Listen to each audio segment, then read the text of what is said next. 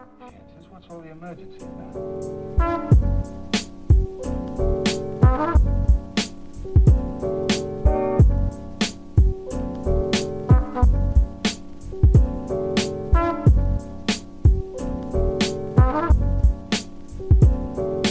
About 2 years ago, I made one of the most significant decisions of my current life.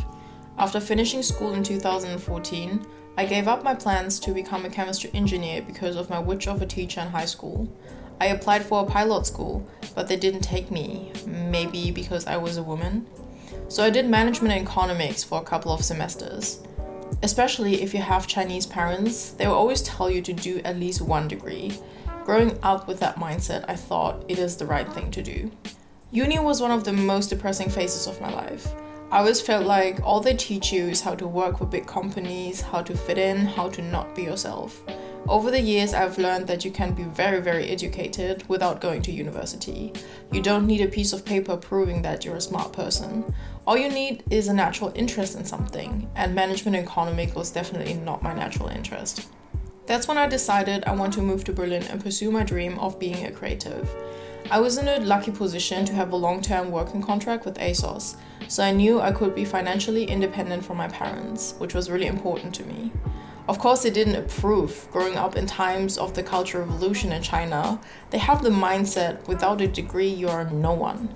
But they told me I'm a grown-up now, so I can decide on my own, but I have to take responsibilities for my decisions and actions.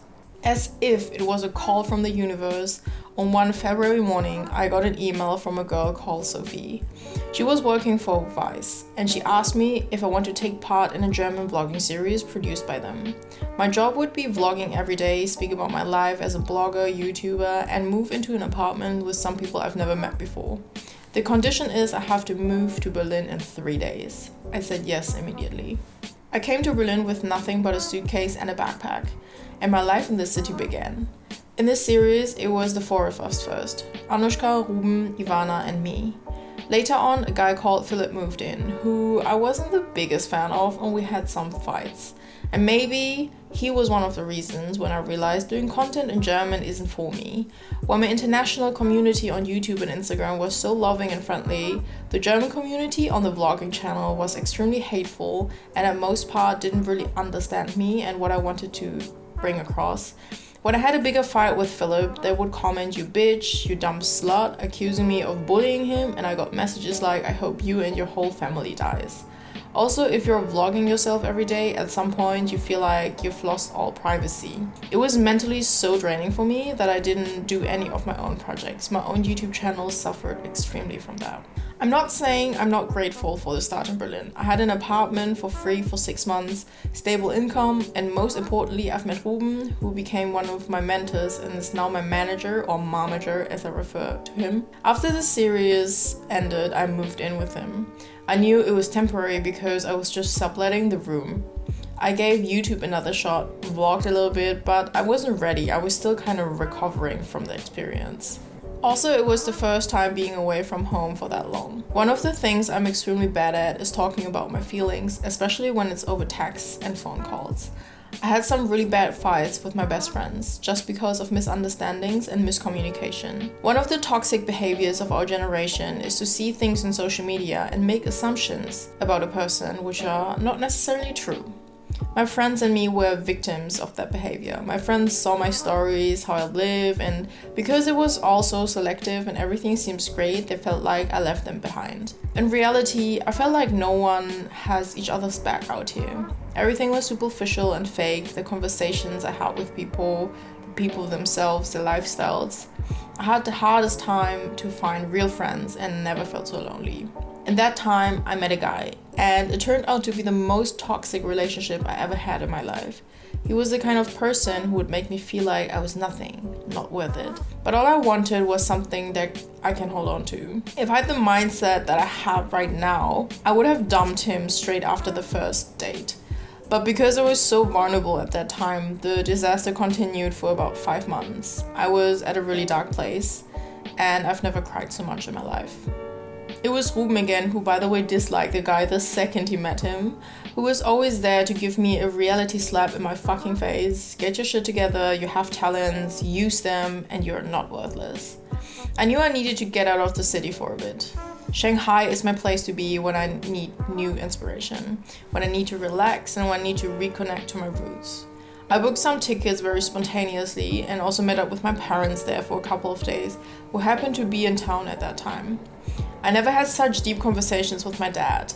It also happened, thanks to social media, that I met really amazing people while I was there, who gave me hope that it's actually possible to find people who I'm vibing with. I'm not fucking alone. First thing I did when I came back to Germany was to call my friends, speaking about stuff which was long overdue, invite them over to Berlin to spend some proper time, show them how much they actually mean to me, reconnect on an emotional level. 2017 was my first step growing up and becoming a proper adult.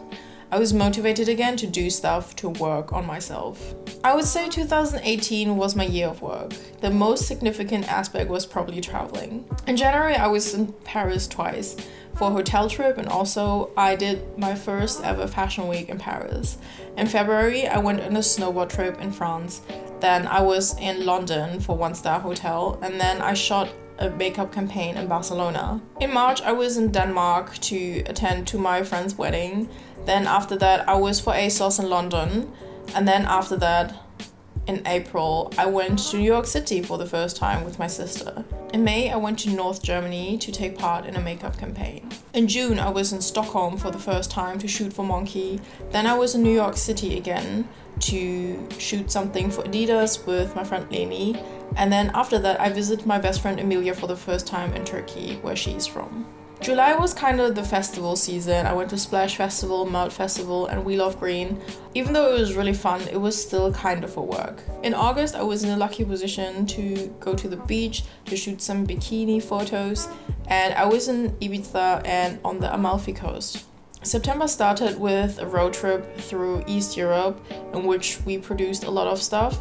And then I was in London again for ASOS. Then a big trip began. I was in Tokyo, I was in Seoul.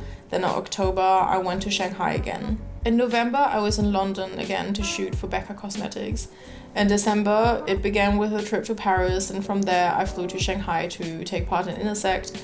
And then it ended with a trip to Amsterdam to shoot a sneaker campaign. Even though traveling is really amazing and probably the best thing you can do to open up your mindset, it's not fun to always travel for work. Some of the places I've been to, I haven't seen anything of the city. It was always just in between hotel and the studio or the shooting location. But I took opportunities because I knew I'm a freelancer and there might be times when it's hard to get work. I put myself under the pressure to do the absolute maximum that I can. Again, I didn't realize how much my own project suffered from it. I barely had time to do videos, to draw, to paint, to even eat. Not only were my personal projects and some of my relationships suffering, also my health. I had 2 days this year I will never forget because they were extremely scary to me. I woke up one late summer morning and I couldn't move my limbs. Whenever I was trying to do the slightest movement, my whole body would hurt like 1,000 needles piercing me. My body was literally forcing me to lie down and rest. I was like paralyzed. Later that day, I got the highest fever I ever had in my life. As a healthy woman in her early 20s, this isn't something that should happen. I heard the warning signals. I knew I have to learn to rest up sometimes, learn how to not lose myself in the mess that I call my life, learn not to burn out myself. I'm still shit at it, but I'm slowly learning. I started to paint more. The last 4 months in 2018 were the most productive when it comes to my art in years. It helped me a lot. I had my first little exhibition in December, which I'm extremely happy about. In August, I got the message that I have to move out of the apartment that I was living in. I knew finding an apartment in Berlin is absolute hell, but I saw it as an opportunity. I had these conversations with my best friend for over 8 years, Emilia, where we talked about how we're gonna live in a cute apartment together in Berlin. And it was our dream to move in together. She already came over in late August, so we could look for an apartment together. We slept in the same room, in the same bed for over 3 months. She's probably the only person I could do that with in a non-romantic relationship. One of our friends, Nati, who had also moved to Berlin about a year ago, happened to break up with the boyfriend, so we took her in. Already prepared for the worst, I sent out the first application for an apartment. It was beautiful and super spacious and really close to where I used to live, so the moving would be easy. In my head, I didn't really believe we would get it because for young freelancers, it's really hard to get accepted. Some of my friends told me they looked for an apartment for 8 months. But one more time in my life, I was really lucky. We got the apartment right away. I think I used up all my karma points for that, but it was really worth it. I got my dream apartment in Berlin. Moving in turned out to be more difficult than expected. It was close, but the apartment is on the 5th floor without a lift. The first few times I carried some boxes upstairs, I felt like I was about to throw up from exhaustion. Eventually, with the help of a lot of friends, we made it. I always forget how much work moving in is, and we had difficulties with our furniture order. So I lived on a mattress between boxes for a couple of weeks. Also, I was surprised how much stuff accumulated in just 2 years. I came to Berlin with just one suitcase and moved into this apartment with like 30 boxes and trash bags filled with stuff. The first time in 2 years, I feel like I'm really settled. It's my own apartment, I have my own room, and finally a really nice workspace. And also I've learned I don't have to do everything on my own. I gave Ruben the full access to my email, so he's my manager now. I finally have a management that I can trust, so I can concentrate on creating. I live with my best friend now, and we're having so many ideas and support each other in every way we can. I am happy that I took a break and I had some time to grow on a personal level. And now I'm more than excited to share my life and creativity again on this platform. So hello again, YouTube.